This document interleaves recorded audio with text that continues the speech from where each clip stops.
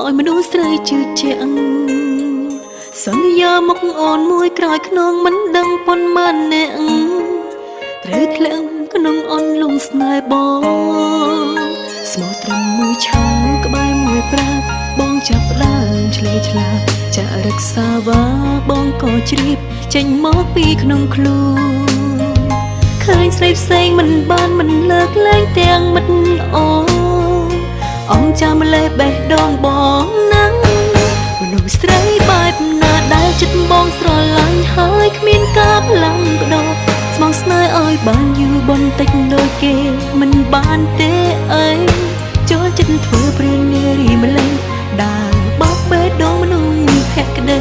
ចំណេញអ្វីមានតែគេស្អប់គេ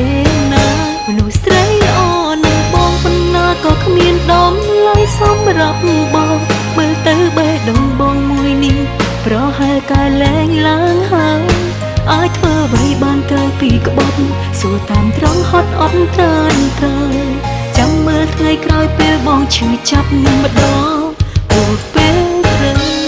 ស្ដាយ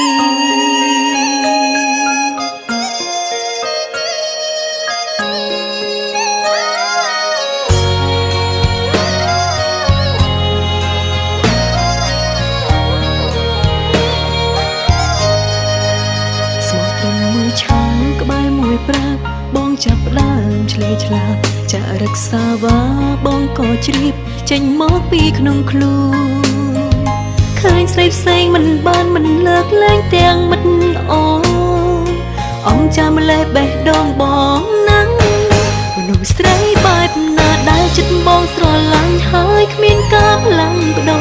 ស្មងស្នេហ៍ឲ្យបានយូរបន្តិចដូចគេមិនបានទេអីចូលចិត្តធ្វើព្រាននារីម្លេះដើរបោកបេះដូងមនុស្សភក្តីចំណេញអ្វីមានតែគេស្អប់គេ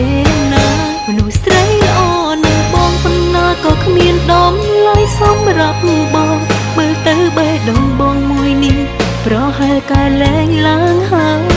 អាចធ្វើអ្វីបានក្រោយពីក្បត់សួរតាមត្រង់ហត់អត់ត្រើនត្រើយចាំមើលថ្ងៃក្រោយពេលបងឈឺចាប់ម្ដងអូពេលត្រូវស្ដាយស្រីបែបណាដែលចិត្តបងស្រឡាញ់ហើយគ្មានការផ្លងក្ដោ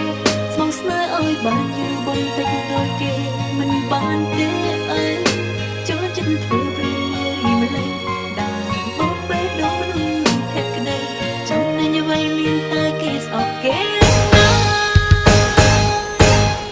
មនុស្សស្រីល្អនឹងបងប៉ុណ្ណាក៏គ្មានដំឡៃសម្រាប់បងមើលទៅបេះដូងបងមួយនាងប្រហែលកែលែងឡើងហើយ